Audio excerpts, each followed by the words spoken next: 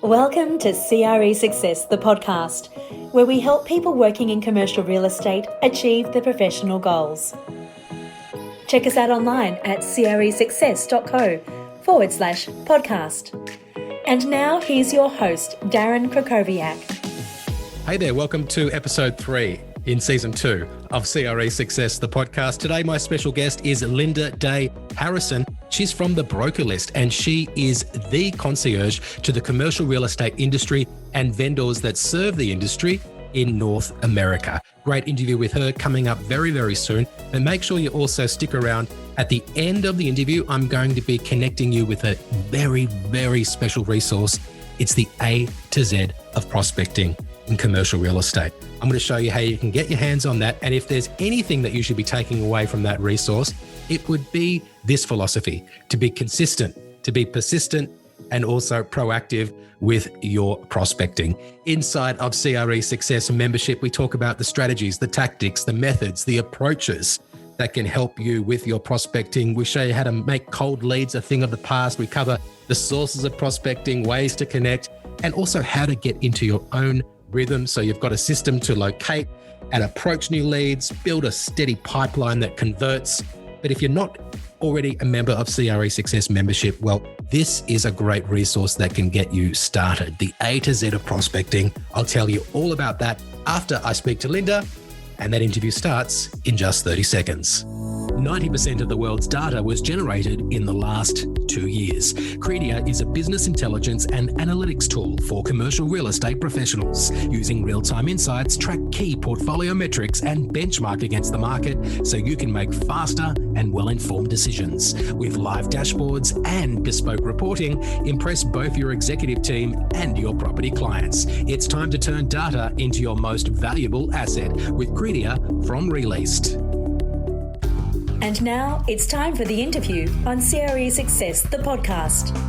Linda, welcome to CRE Success, the podcast. Thank you. I'm so excited to be here, and I'm honored to be here. Well, we're honored to have you. We met from Clubhouse, so I think that's pretty neat.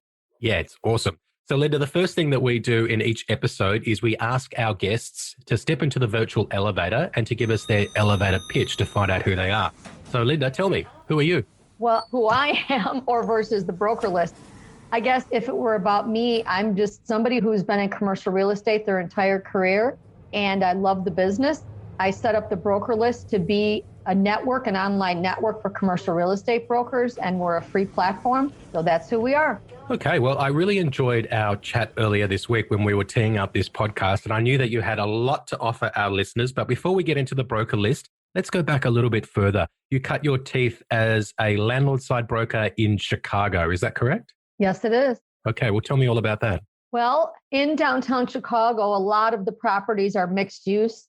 They're high rises, but a lot of the properties are divided where there might be retail on the ground floor, there might be residential on the ground floor coupled with office.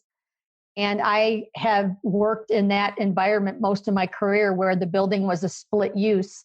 So that's where I started out. I absolutely fell in love with the industry when I got in. I started at the ground floor working on site at a large property.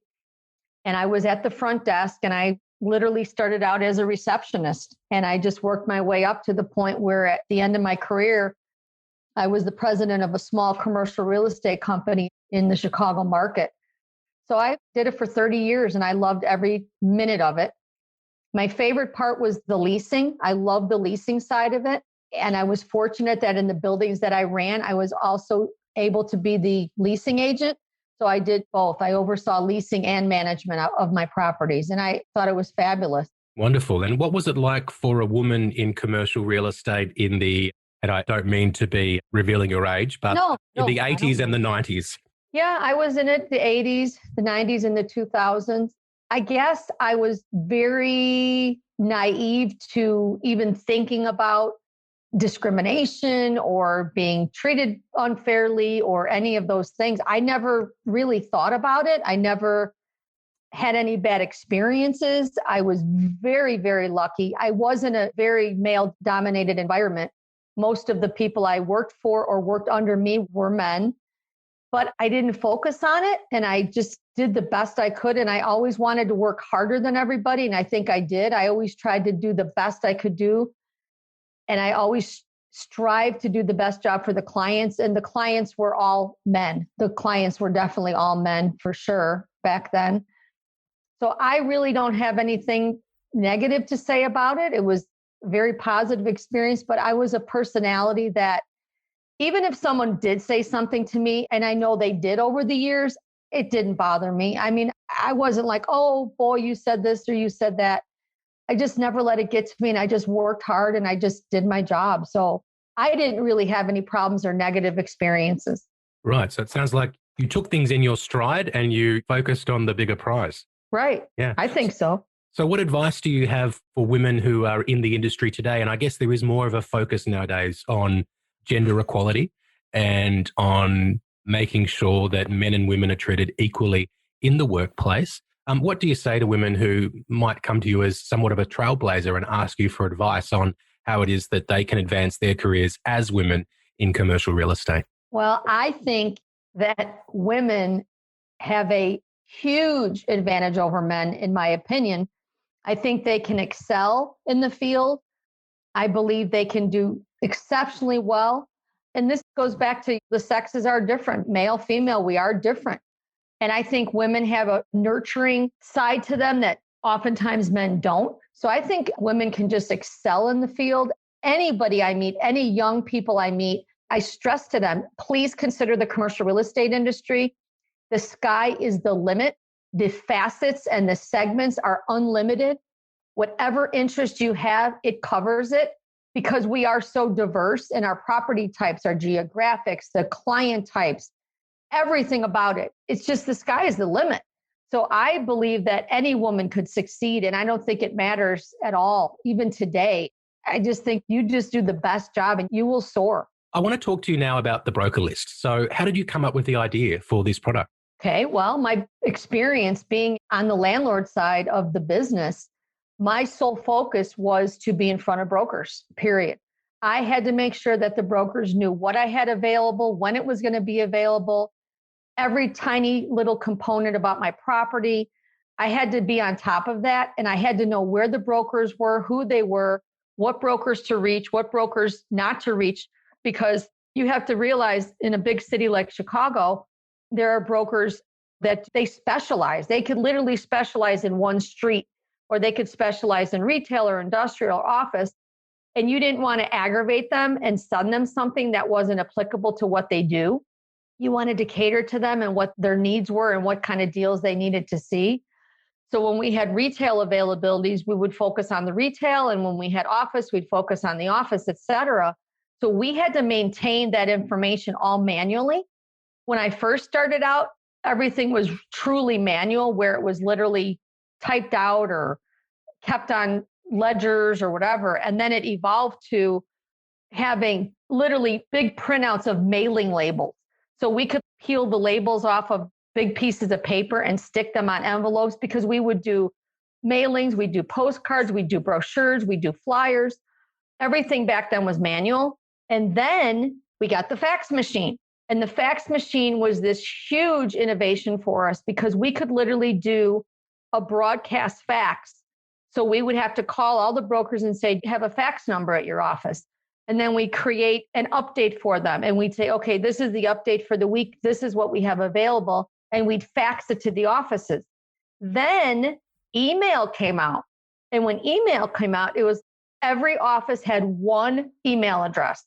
So we had to call all the offices and say, okay, what is going to be your email address? Nobody had email back then. It was just one designated email for a big company, which is so funny to me. So then all of a sudden, slowly, it started trickling in where we would find out, oh, this broker has an email address. So we could add that to the list. So then we were able to start emailing the brokers, and it just started ramping up to the point where now we really could market to them with email. And it became really highly effective and efficient and affordable. And we saved tons of costs because we didn't have to manage all those other pieces. And we were then able to email everybody and stay on top of it. So now here comes LinkedIn. Here come all these online platforms. And one of my architects reached out to me and said, Linda, you've got to join LinkedIn. I'm like, what is that? He said, you've got to try it. He said, it's just the neatest thing. And this was before there were probably even 1 million people on LinkedIn. I said, okay, I'm going to check it out. And I loved it. And I started to get people reaching out to me from all over the country looking for other brokers or people in my industry because there weren't very many on LinkedIn. And it kind of hit me. And I thought, wow, we need an online database for our industry. We need to take the concept of a broker list that everybody's manually managing in their offices redundantly everywhere. Everybody's doing the same thing over and over again, and that's got to come online. So eventually I started the idea and I went on the internet and reserved the name, which back in the day, I mean, you could get a domain name for anything. So I reserved the name and then the rest is kind of history. And then I found somebody. I actually went on LinkedIn and said, is there anybody out there, any programmers that would help me? And that was it. That's what I did. Awesome. So if I was going to explain it to a person in the street, the broker list is kind of like an online database where real estate brokers can find other real estate brokers to introduce deals and also to have deals introduced to them. Would that be a fair description? Yes. And most importantly, be found on the internet easily. Because I started it 10 years ago, and back then it was 1 million times worse than it is now. Brokers didn't have websites. Brokers didn't have anything. You couldn't find them. So with the broker list, you could type someone's name in and they would pop up, and they were just ecstatic about that. I mean, of course, today is so different because there's so many ways they can go online. But we've been evolving with that. But I think being found is the big thing because Google likes us because we're a big mass of commercial real estate people, and they like that kind of thing as far as search engines go. And I know that you also have a big blog and lots of other content on the broker list, and I'll get into that shortly. But one thing that I was thinking of, and I joined the broker list this week, so I've got a bit of an idea of the platform now. And if you're listening and you're in North America, you should definitely join the broker list. Is there any resistance from brokers in bigger firms who may have some bias towards keeping things in their own networks or in their own shops? Or is the fact that you can offer access to thousands of brokers superseding any in-house loyalty that they may have? No, it's actually the opposite. In fact, I recently had a broker from JLL call out of Los Angeles and say, Linda, I can't even remember now the town he said. He goes, I need a broker in, and he named the town. And he said, it's outside of, I'm literally drawing a blank on the city, but I think it was Indiana. And he said, we don't have a broker there. We don't have presence there. And I need to find somebody. And I was so proud of that. I said, that's what the broker list is about. Even if you're with JLL, they don't have offices everywhere. They don't have every tiny inch of the United States covered. They might have people in certain areas, but they don't have every single inch of the country covered. So I thought that was a good example. So technology's come a long way in the past decade, and LinkedIn, you've mentioned before, it's another channel where brokers can connect. If a broker comes to you and says, oh, I'm already on LinkedIn, I don't need to be on the broker list, what do you tell them as being the real benefit for members to be on your platform? I tell them that, yes, you can be on LinkedIn. I highly recommend it. I love LinkedIn, but LinkedIn is everybody. It's everybody and anybody. And on our site, it's a highly managed and maintained list of commercial real estate brokers. It's just us. When you step into our site, you are directly stepping into a network of 8,300 right now, about 8,300 other people who do exactly what you do instantly. If you go to LinkedIn, I don't care what anybody says, it's a lot of work and time to build that kind of network. I mean, I don't know anybody that could just step into LinkedIn and say, oh, I have it and it's all done. But with our site, you literally step in and they're there. They're right there. And we do screen everyone. We make sure every single person that joins is who they say they are. We check them out. We don't just let anyone join, and we do a verification process. Right. So that's worth a lot. Where LinkedIn, I could join LinkedIn 10 times. They don't care. I could be 1 million different names. We don't allow that. You get one profile. Really, really good point. I love that verification process. So you know that everyone on there is not only relevant to the industry, but also has been verified by the broker list. Social media. Oh, can I mention something? Sure. It just literally happened to be, I had one of our longtime members. She's been with us since 2017. She joined again. She joined us, and this happens quite a bit. They join again. And right away we email and say, you already have a profile. And they go, oh, I didn't know. I just wanted to make some changes and update things and change things. I just thought I'd add another one. We say, no, you can't. It's one. So right away, we then accommodate them like a concierge, and we help them. So we say, okay, what are your changes? Give them to us. Don't even worry about it. We'll handle it. And people love that. So you can't do that with LinkedIn. And for busy people in our industry, they love that. Awesome.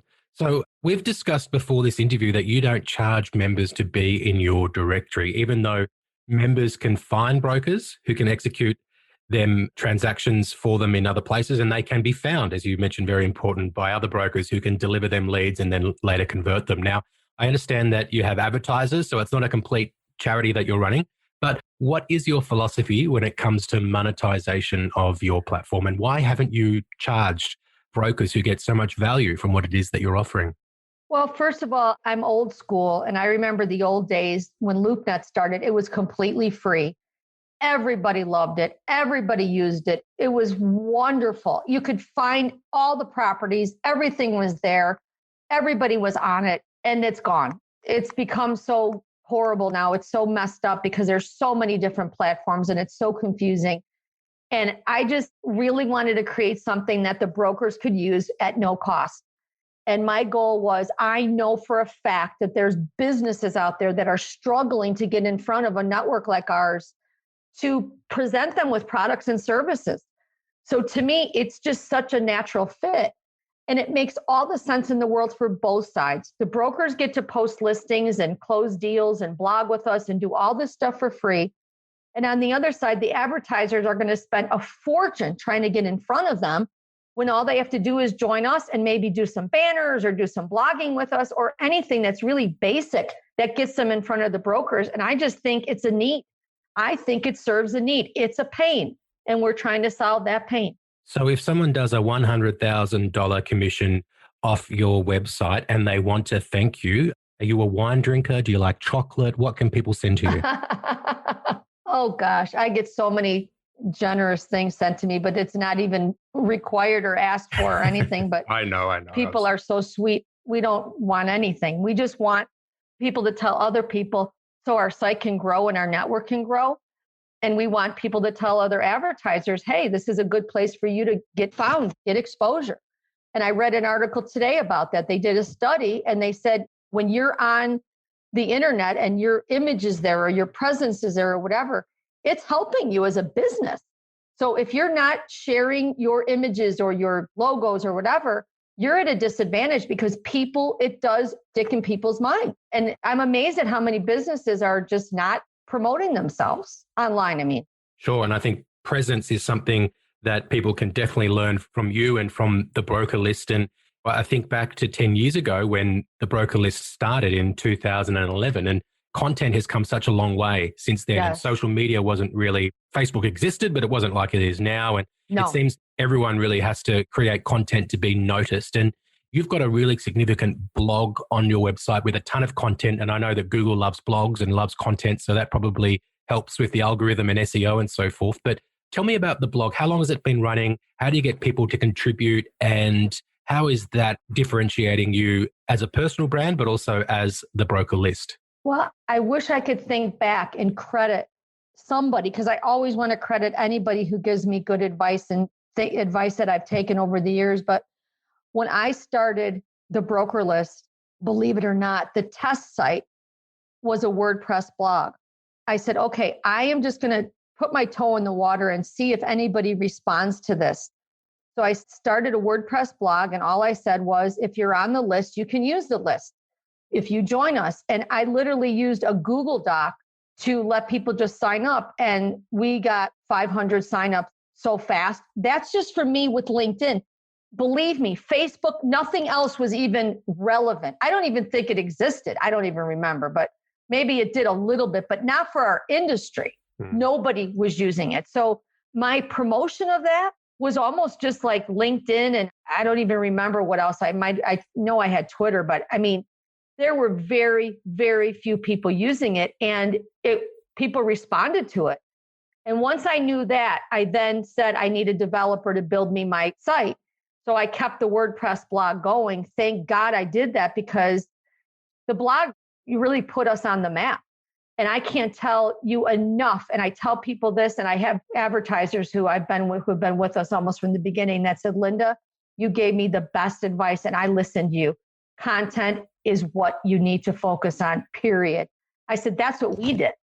And I have advertisers who have stuck with it and stuck with us, and they've been so happy with it. But the point is, we immediately turned to our members and said, hey, would you like to write an article? And that's how we started. And it's been a home run ever since. Well, Linda, this is CRE Success, the podcast. And I want to ask you, put you on the spot, have a think about what is an attribute or a habit that you see in commercial real estate professionals, because you've got 8,300 on your list. So you've certainly got access to seeing the way a lot of people operate.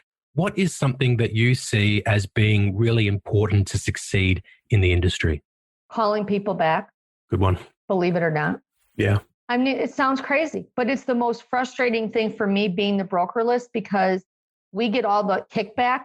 When people come to the site, now remember, we are open to the public. Anybody can come to the broker list and search properties, brokers, whatever they want. There's nothing hidden. It's all there. It's open to the public without them logging in or anything.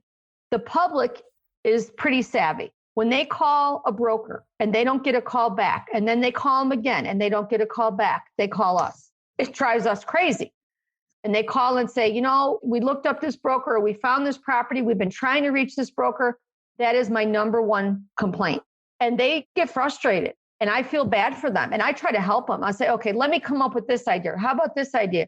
Because I know how the business works. And I'll say, you know what? This is a team listing. There's 2 other people on this listing. Let's give you their numbers. Or I see a marketing administrator here. Let's give you that number. Because people don't understand that. They just go, I'm calling this one person. And it just happened to me yesterday. It was a team listing. The person was real frustrated. They couldn't get the person to call them back. I said, and this is the example. I said, there's 2 other brokers. Oh my God, thank you so much.